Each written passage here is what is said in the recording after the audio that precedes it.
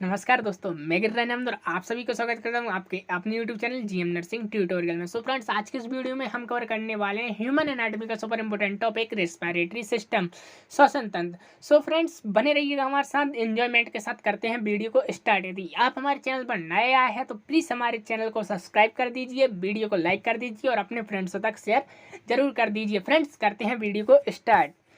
Respiratory system. So friends, सबसे पहले जान लेते हैं कि आज के इस टॉपिक में हम पढ़ने क्या क्या वाले हैं। आज के इस वीडियो में हम पढ़ने वाले हैं lungs, anatomy of lungs, trachea जिसे विंड पाइप भी बोलते हैं, ब्रोंकस या ब्रोंकाई बाद एक ही है, फिर ट्रैकियो ब्रोंकल ट्री, एल्वियोलाई या alveolus, mechanism of breathing and types of respiration.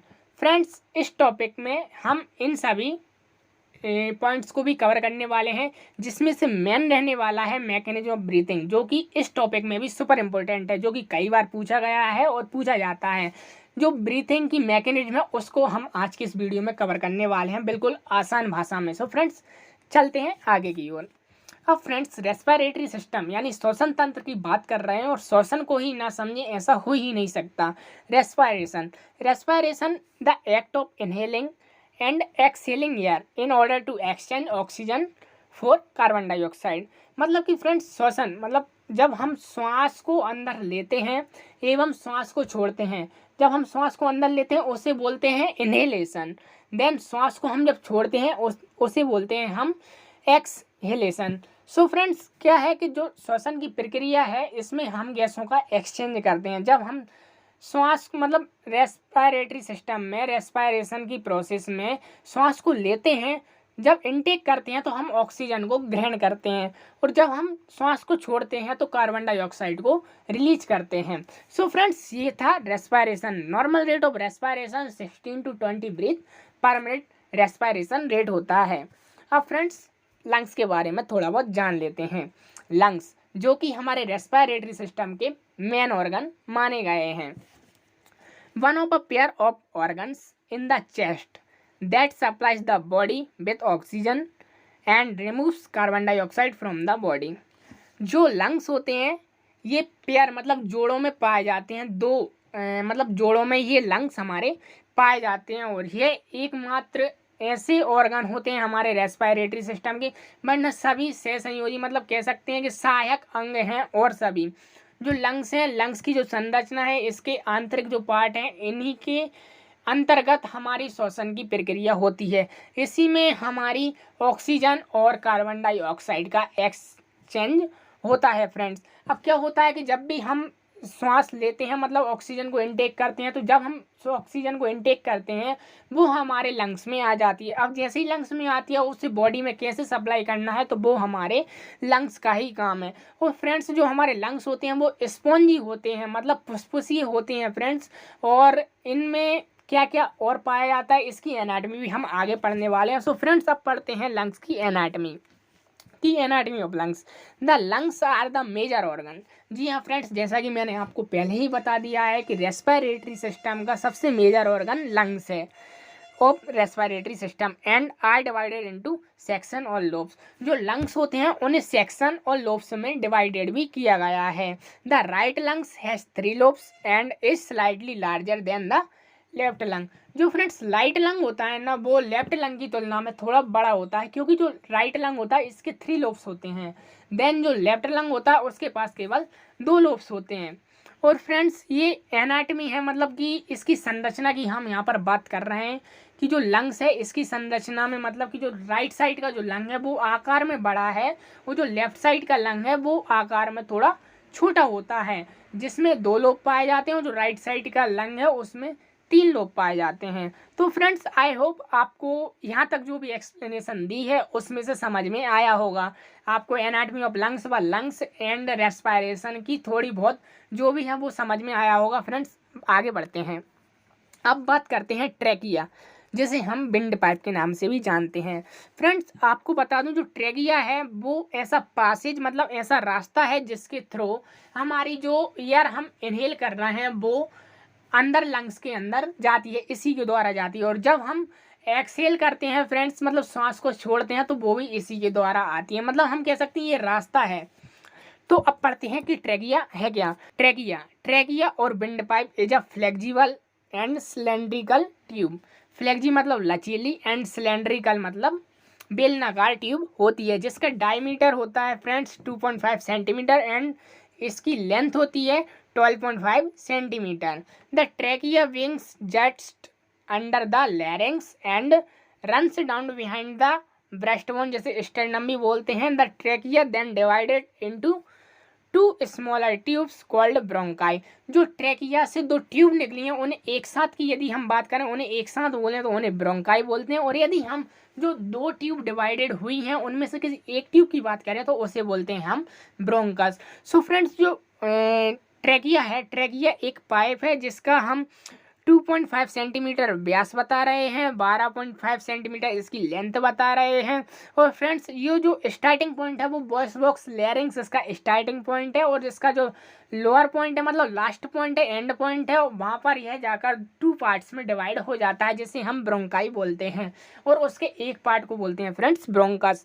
So I hope आपको विंड पाइप भी समझ में आया होगा। इसके मतलब विंड पाइप इसका सेकेंडरी नेम है, उसी से समझ में आता है कि ये एक ऐसा पाइप है जिसके द्वारा से हम जो एयर इनटेक कर रहे हैं वो उसका ये रास्ता है जहाँ से ये लंग्स तक एयर हमारी पहुँचती है।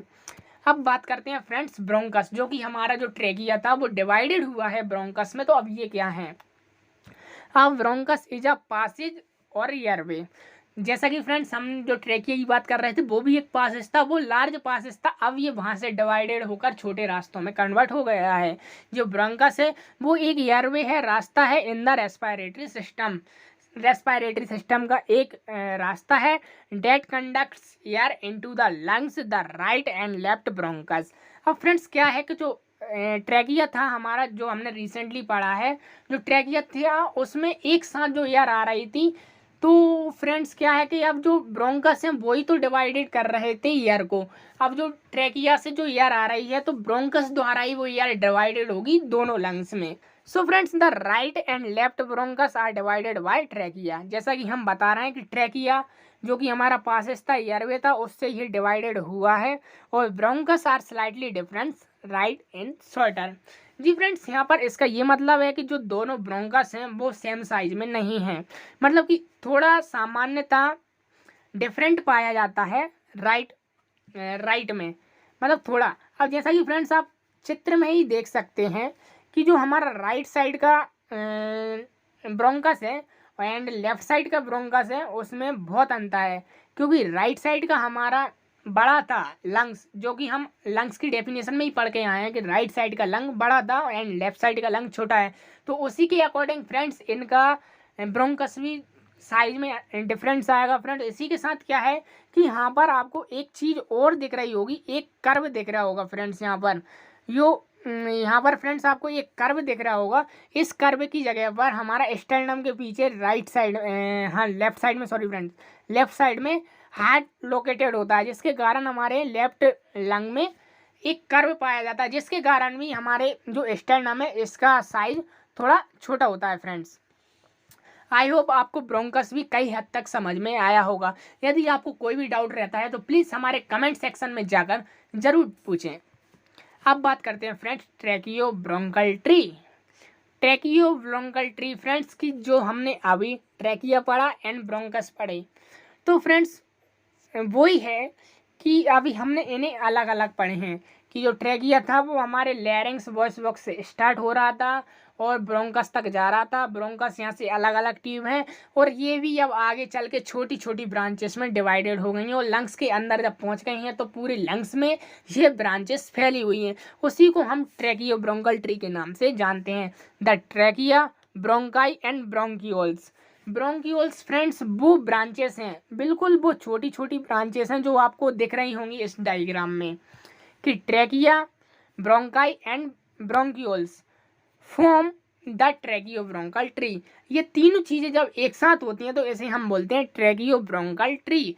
यह भी एक एयर पासेज है, एयर वे है।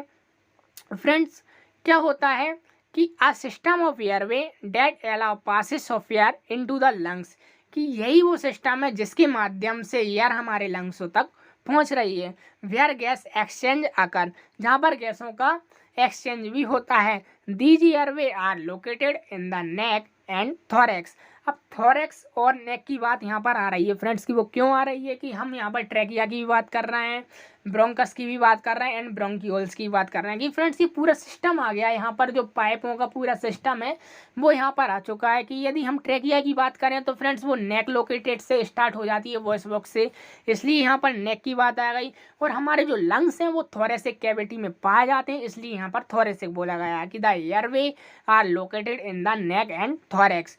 सो फ्रेंड्स ये हमारा वॉइस बॉक्स से स्टार्ट होकर ब्रोंकियोल्स तक का सफर ही ट्रैकियोब्रोंकल ट्री है। और आप इसे देख सकते हैं एक उल्टे ट्री की नुमा इसका शेप है। सो फ्रेंड्स आई होप आपको ट्रैकियोब्रोंकल ट्री भी समझ में आया होगा। आइए फ्रेंड्स अब चलते हैं एल्वियोलाई की तरह। एल्वियोलाई यह एक फंक्शनल यूनिट है हमारे लंग्स की। हमारे एक लंग्स में लगभग लाखों एल्वियोलाई पाई जाती हैं। अब फ्रेंड्स इसकी डेफिनेशन की हम बात कर लेते हैं। The alveoli are where the lungs and the blood exchange oxygen and carbon dioxide during the process of breathing in and breathing out। कि फ्रेंड जो एल्वियोलाई है जहाँ पर लंग्स और ब्लड, अब लंग्सों तक तो हमने एयर इनटेक कर ली एंड एक्सेल भी कर ली फ्रेंड्स और स्टोर भी कर ली, इसका भी एक वॉल्यूम है, उसकी बात हम किसी अदर पार्ट में करेंगे। कि जो एल्वियोलाई है फ्रेंड्स वो क्या करता है कि लंग्स में जो हमने एयर इनटेक की है अब उसको एल्वियोलाई ही किसी ह्यूमन सेल तक, जो हमारी ऑल सेल्स हैं, होल बॉडी की सेल्स हैं, उन तक ब्लड के माध्यम से ऑक्सीजन कैसे पहुँचे, तो वही प्रोसेस हमारी एल्वियोलाई करती है। Where the lungs and the blood exchange oxygen and carbon dioxide. अब फ्रेंड्स कार्बन डाइऑक्साइड और ऑक्सीजन का जो एक्सचेंज है वो हमारी जो फंक्शनल यूनिट है लंग्स की एल्वियोलाई ही करती है during the process of breathing. और जो हम ब्रीथिंग की प्रोसेस कर रहे हैं इसी प्रोसेस के दौरान यह प्रोसेस होती है एक्सचेंजेशन की। Oxygen breathed in from the air passage through the alveoli and into the blood and travels to the tissue throughout the body. अब फ्रेंड्स इसका सार यही है, इसकी समराइज ये भी है कि जो एल्वियोलाई है हमारे लंग्स में एयर इनटेक हुई, एल्वियोलाई तक पहुंची, इसमें एक फिजिक्स का एक लॉ लगता है फ्रेंड्स डिफ्यूजन, उसको भी हम मैकेनिज्म ऑफ ब्रीथिंग में बहुत अच्छे तरीके से पढ़ने वाले हैं। उसके द्वारा क्या है फ्रेंड्स कि एल्वियोलाई तक जब एयर आ गई तो डिफ्यूजन के कारण है। अब फ्रेंड्स यहाँ पे उसे समझाने से कुछ नहीं होगा, नहीं तो मैकेनिज्म ऑफ ब्रीथिंग का सस्पेंस खत्म हो जाएगा, सॉरी फ्रेंड्स। तो वो यही है फ्रेंड्स कि एल्वियोलाई फंक्शनल यूनिट है, यह ऑक्सीजन और कार्बन डाइऑक्साइड को एक्सचेंज करने के साथ साथ पूरी होल बॉडी में ऑक्सीजन को सप्लाई करने में मदद करती है। अब बात करते हैं फ्रेंड्स मैकेनिज्म ऑफ ब्रीथिंग, जो कि हमारे इस टॉपिक की जान है। मैकेनिज्म ऑफ ब्रीथिंग मतलब कि जो हम सांस इनटेक कर रहे हैं, मतलब ब्रीथ इन कर रहे हैं एंड ब्रीथ आउट कर रहे हैं, इसमें जो एक लगातार एक प्रोसेस बनी हुई है, एक रिदम के साथ बनी हुई है और हमारी होल बॉडी में ऑक्सीजन का रेगुलेशन हो रहा है, उसके लिए फ्रेंड्स ये मैकेनिज्म ऑफ ब्रीथिंग है। सो फ्रेंड्स पढ़ते हैं mechanism of breathing. The process of inhaling मतलब breathe in and exhaling breathe out are vital of providing oxygen to tissue and removing carbon dioxide from the body. अब वही है friends कि जो हम इनहेलेशन एंड एक्सहेलेशन की process कर रहे हैं, breathe in and breathe out, इसी दौरान हम क्या करते हैं कि ऑक्सीजन को इनटेक करते हैं। अब ऑक्सीजन को इनटेक करते हैं तो अब वो क्या है कि एल्वियोलाई, जो कि हमने रिसेंटली पढ़ा, एल्वियोलाई के माध्यम से हमारे जो ब्लड कैपिलरीज होती हैं, ब्लड कैपिलरीज के माध्यम से यह सेल से टिश्यू में पहुंचती है और ऐसे करके पूरी होल बॉडी में हमारी ऑक्सीजन का सप्लाई होता है। और फ्रेंड्स यह भी एक ऑक्सीजन मतलब ऑक्सीजन तो कन्वर्ट हो ही रही है, मतलब सप्लाई हो ही रही है फ्रेंड्स, यह भी एक रेस्पिरेटरी सिस्टम का सेकेंडरी पार्ट है। तो उसको भी हम आगे बात करने वाले हैं उसके बारे में कि टाइप ऑफ रेस्पिरेशन में इसकी बात करेंगे। एक्सटर्नल व इंटरनल रेस्पिरेशन क्या है वो हम इसमें और भी अच्छे तरीके से समझने की कोशिश करेंगे। तो फ्रेंड्स मैकेनिज्म ऑफ ब्रीथिंग यही है कि जब हम इनहेल करते हैं एंड एक्सहेल करते हैं तो उस दौरान हम गैसेस का एक्सचेंज करते हैं, बट एक्सचेंज करने के साथ साथ जो हमने इनटेक किया है उसे होल बॉडी में कैसे सप्लाई किया जाए वो होता है हमारा मैकेनिज्म ऑफ ब्रीथिंग। इसे और अच्छे से कैसे समझा जाए तो फ्रेंड्स बने रहिएगा हमारे साथ। कि मैकेनिज्म ऑफ ब्रीथिंग में फ्रेंड्स इनहेलेशन की डेफिनेशन क्या होगी। Inhalation is the process of act of breath in taking air and sometimes other substance into your lungs. Inhalation की फ्रेंड्स मैंने जो कि आपको नॉर्मल भाषा में बता दी है कि जैसे ही हम ब्रीथ इन करते हैं, हम इनहेल करते हैं, इनटेक करते हैं एयर को, उसे ही हम इनहेलेशन कहते हैं। मतलब एयर को इनटेक करना, अंदर भरना, उसे ही हम इनहेलेशन कहते हैं। अब बात करते हैं फ्रेंड्स एक्सहेलेशन की। Exhalation is the process of act of breathing.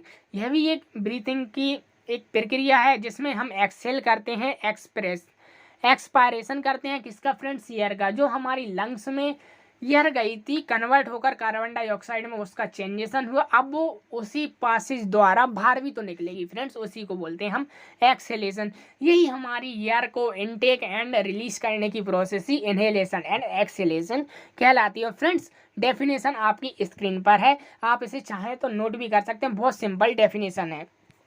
अब बात करते हैं फ्रेंड्स मैकेनिज्म ऑफ ब्रीथिंग को समझा कैसे जाए। अब जैसा कि फ्रेंड्स हमने रिसेंटली इनहेलेशन एंड एक्सहेलेशन की बात की, मतलब श्वास लेने की व श्वास छोड़ने की बात की। आप एक साइड देख रहे होंगे कि ब्रीथ इन हो रही है फ्रेंड्स, जिसमें हम एयर को इनटेक कर रहे हैं, तो इसमें जो एरो देख रहे हैं बाहर की ओर, और जब हम ब्रीथ आउट कर रहे हैं तो इसमें एरो देख रहे हैं अंदर की ओर। ब्लू कलर के एरो अंदर की ओर हैं, देन रेड कलर के एरो हैं वो बाहर की ओर हैं। इसका मतलब ये है कि फ्रेंड्स जब हम ब्रीथ इन करते हैं तो एक वॉल्यूम के साथ एयर को इनटेक करते हैं, जिसमें हमारे जो स्पॉन्जी लंग्स हैं उनमें एयर फिल होती है और डायफ्राम पर प्रेशर पड़ता है। डायफ्राम एक मसल है फ्रेंड्स, जो कि हम हमारे लंग्स का बेस भी बोल सकते हैं। जो हमारे लंग्स हैं वो डायफ्राम पर ही रखे हुए हैं, यहाँ से हमारी थोरैक्सिक कैविटी का एंड होता है। देन फ्रेंड्स जो हमारी एब्डोमिनल कैविटी है उसका स्टार्ट होता है इसके जस्ट नीचे से। सो फ्रेंड्स हम बात कर रहे थे मैकेनिज्म ऑफ ब्रीथिंग की। तो हम जो ब्रीथ इन करते हैं तो यहाँ पर क्या है कि एयर का फिलेशन होता है फ्रेंड, मतलब एयर फिल होती है हमारे लंग्स में।